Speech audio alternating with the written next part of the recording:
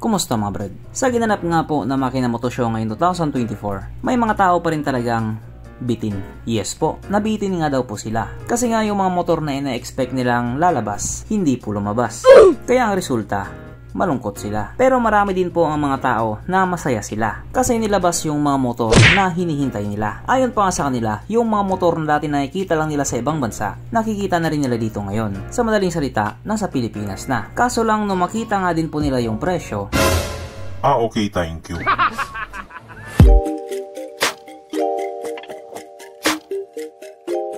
Pero syempre bago tayo magpatuloy, kung bago ka pa lamang napadpad dito sa aking walang kwentang channel, huwag ka na mag-subscribe. So yun na nga, isa nga po sa mga brand na bidang-bida ngayon sa katatapos lang na Makina Moto Show, walang iba kundi ang Taiwanese brand na SYM or Sanyang Motors. Sapagkat yung dalawa nga po sa kanilang pangmalakasang mga motor, nandito na sa Pilipinas. Bukod nga po doon sa Husky ADV 150, nandito na rin ang kanilang Tuscany 150 na sa unang tingin mo pa lang, mapapawaw ka na. Marami nga pong tao ang nagsasabi na sobrang ganda ng motor na ito. Kakaibang modern retro classic. Napaka-catchy nga po ng looks niya. Yung tipong unang kita mo pa lang sa kanya, may mararamdaman ka na. Mararamdaman mo na magkakautang ka. Ganon nga po katindi yung karisma niya. Kaya yung mga tao nagpapasalamat sila kay SYM sa paglabas nila dito sa motor na ito. Kaya dahil dyan pag-usapan na lamang natin kung ano ba meron sa motor na ito at kung gaano nga ba talaga siya kaganda. So ito nga po ang bagong-bagong SYM Tuscany 150 na mayroong 149.6 cubic centimeter engine displacement, 4-stroke single cylinder, single overhead cam with 2 valves. Yes po, naka 2 valves pa lang po siya. Pero hindi naman po ibig sabihin na naka 2 valves siya ay pangit na siya. Siguro nasasabi lang nila yun kasi wala silang pera, wala silang pambili. Naka electronic fuel injected, kaso lang ito po ay naka air cooled pa din. Panaysan sa Honda Click 125. Ang kanyang compression ratio 10.7:1. Pagdating naman po sa kanyang power, ito po ay mayroong 11.4 horsepower, 8,000 RPM, 11.4 Nm of torque at 5,500 RPM. Na ayon nga po sa mga taong nakagamit sa motor na ito daw po ay kaya tumakbo sa bilis ng 117 km/h. Pero dahil nandito na nga siya sa Pilipinas, panigurado aabot na ng 130 kph yan. Siyempre, ibang usapan na kapag Pinoy na nakasampa.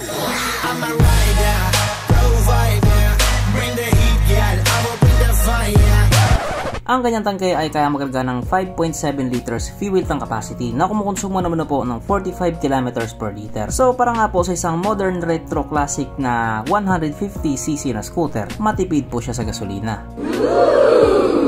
Ang sukat ng kanyang gulong 110/70/12 sa harap at 120/70/12 naman sa likuran. Syempre paras na po ito naka-tubeless. Pagdating naman po sa kanyang braking system, ito po ay naka-disc brake sa harap at disc brake din po sa likuran. Kaso lang unlike nga po doon sa Husky ADV 150, hindi po ito naka-ABS. Pero naka-CBS naman siya or combi brake system na parang katulad nga po doon sa Honda Click. Ang kanyang seat height ay mataas sa 780mm at 101mm naman ang kanyang ground clearance. O baka may magsabi na naman dyan, ang baba ng ground clearance. Ayoko nyan, pangit yan, wala akong pambili. At ang motor nga po na ito ay may kabuuang bigat na 123 kg. So para nga po sa isang 150cc na scooter, sakto lang yung bigat niya. Mapunta naman po tayo sa iba pa niya mga features. So ang mga ilaw nga po sa motor na ito, naka full LED na po. At speaking of ilaw nga po, alam nyo na alam ko na alam nating lahat na yung headlight niya ang daming kamuka. Kumbaga hindi na bago sa atin yung ganyang design. Pero sa tingin ko naman hindi sila nangopya or hindi sila nang gaya. Hindi gaya ng iba. At yung signal light naman niya, napakaangas din ng pagkaka-design nila. Kaso lang may kahawig na naman ulit siya. Hindi ko sinasabing Honda stylo yon, pero parang gano'n na nga. Pero kahit gano'n nga po, napakagwapo pa rin niya. Saka hindi rin naman 100% na magkamukha sila. Mga 99 lang. Ang kanyang gauge panel ito po ay naka full digital na napaka-astig nga din po ng pagkakadesign. Napakalinis niyang tignan. At ang malupit nga po dito kahit classic scooter siya, naka-keyless po siya. Yes po, naka-smart key po siya. Kaya hindi mo na kailangan magsusi-susi pa. Pa-remote ka na lang. At syempre hindi po mawala sa motor na ito ang kanyang USB charging port. Na para saan ka nga po magpunta, hindi ka na mangangamba na baka malubat yung cellphone mo. Kasi nga, manonood ka pa ng Cornhub. Pero kidding aside mga brad, yung feature nga po na yan, sobrang useful po talaga yan. Lalo na doon sa mga rider na ginagamit sa hanap buhay yung mga motor nila. Kaya panalong panalo talaga siya. At isa nga din po sa kagandahan dito sa motor na ito, nasa harap na po yung kanyang fuel cap. Na just in case nga po magpapagas ka, hindi mo na kailangan tumayo pa kung gusto mo humiga ka. At para makumpleto nga po yung kanyang pagiging classic look, hugis bilog po yung side mirror niya at naka chrome design yung grab bar niya. O diba? Classic na classic talaga. Kaso ito lang talaga ang sisira sa kanya. Wala po siyang kickstart na siya nga pong palaging hinahanap ng mga taong walang pambili.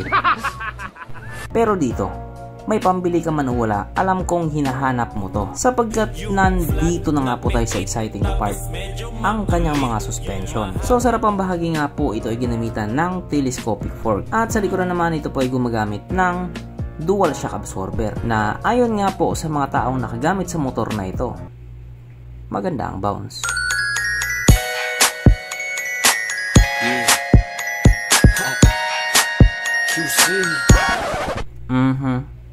Panigurado, wala na namang nalungkot. At dahil wala nga po nalungkot, alamin na po natin kung present nga ba sa motor na ito yung tatlong pinaka-importanting features. So, una na nga po dito ang kanyang lagayan ng stallion at nakakalungkot mang sabihin, wala po siyang ganon. Wala siyang lagayan ng stallion. Pero, meron naman siyang sabitan ng pulutan. At oras na nga po para sa ating ride horse check. Ang pinaka-importanting feature sa isang motor. At ayon nga po sa aking masusing pag-aanalisa, ang motor na ito ay kayang magkarga ng 2 kahong red horse at kasya pa 1 kahon sa kanyang underseat compartment.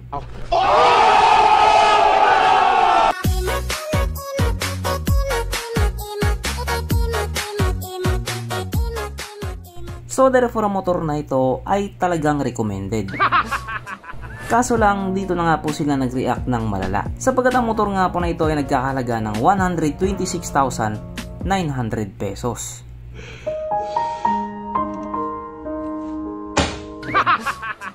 Kasi daw, mahal na naman daw. Yung Yamaha PG1 mahal, yung Husky ADV mahal, itong Tuscany 150 mahal. Lahat na lang yata ng bagay sa mundo mahal. Gusto mo mura? Meron akong mura. Yan din kasi ang hirap sa ibang tao. Lahat na lang issue. Pag pinasa mo doon sa hindi mahal, ayaw kasi made in China. Tapos pag pinasa mo naman sa hindi made in China, ayaw kasi mahal. Ano ba talaga? So hanggang dito na lang muna mga brad. Kung gusto mong sabihin or gustong idagdag doon sa mga sinabi ko, mag-comment ka na lang sa ibaba. Okay, bye.